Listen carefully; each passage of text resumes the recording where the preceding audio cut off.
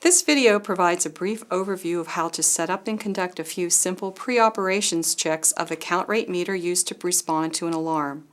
The Ludlum 2241-2 is a portable digital count rate or scaler meter. Combined with the Pancake Geiger-Müller or GM probe, you will be able to conduct a thorough survey of individuals who may be contaminated with radioactive material. Note that this instrument will detect an isotope that emits beta or gamma radiation and is not used for alpha contamination. All medical and the majority of industrial isotopes that you are likely to encounter will be detectable by this survey instrument. In the kit, you have the meter, the probe, and the cable. Prior to assembling the unit, make sure that it has been calibrated within 1 year of use. You may find the sticker located on the side of the unit. Begin by examining the integrity of each component. First, look at the survey meter and check that it is intact, no dents on the corners or cracks in the display. Next, examine the cable for any obvious damage, such as cracks or crimps. Last, remove the red cap if one is provided that is over the probe. Check the window for damage. As this component is susceptible to damage, make sure that the red cap is placed on the probe when not in use. Once you have determined that the 3 components are undamaged, you are ready to assemble the unit. Begin by attaching the cable to the probe. Apply a bit of pressure and turn until you feel a click. Repeating the steps, attach the other end of the cable to the meter. Remember to feel a click. This will indicate that the cable has been properly attached. Next, open the battery compartment by turning the thumb screw and install 2 D batteries. Note the polarity indicated inside the compartment cover.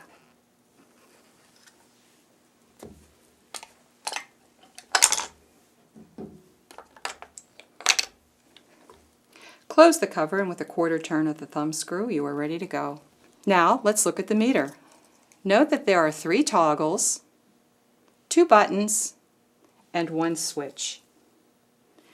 The first toggle notes DET1 or DET2 and may have stickers that indicate a 1 or a 2. Make sure that this switch is set to the left position or 1. There is a lock feature that will prevent you from accidentally changing the position. Pull up on the toggle, move it to the 1 position, release and push in lightly. Check that this is locked into place. With the switch turned to rate meter, the second toggle allows you to hear the counts as the meter registers them. In a noisy hospital environment, you may want to have the audible switch set to on. However, be aware that this may add to the stress level for some individuals being surveyed. Very low levels of contamination will register what will sound like a very high count rate.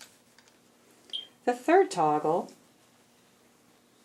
is labeled with an F or an S. For contamination monitoring, set the toggle to S for slow response. The light button will enable a backlight by pressing once. The reset button will allow you to set the instrument back to 0. The switch has 3 positions. When you initially turn the unit on, check the display and note if the word BAT is displayed. It will only display when the batteries are low. Do not proceed if the batteries are not in good condition. With the switch set in the count rate position, this position will give you counts per minute. With the audible switch in the on position, wiggle the cable and verify that spurious counts do not register. One of the features of this model is that it will auto-range for you. That is, it will automatically change the decimal place and the units. For example, it may change from counts per minute to kilocounts per minute. The unit should read out in counts per minute. If the display indicates R per hour or sieverts per hour, contact your radiation safety officer, as this will need to be reprogrammed. Let's check the function of the meter responding to a check source. With the dial placed to rate meter and with no radiation sources in the area, remove the red cap from the probe. Note the display reading and record your background level. In this case, it is below 100 counts per minute. A check source may be affixed to the side of the detector, or you can obtain one from your radiation safety officer. Next, open the door covering the check source affixed to the side of the meter. Place the face of the probe over the check source. There is a label next to the check source that provides the expected response range in counts per minute.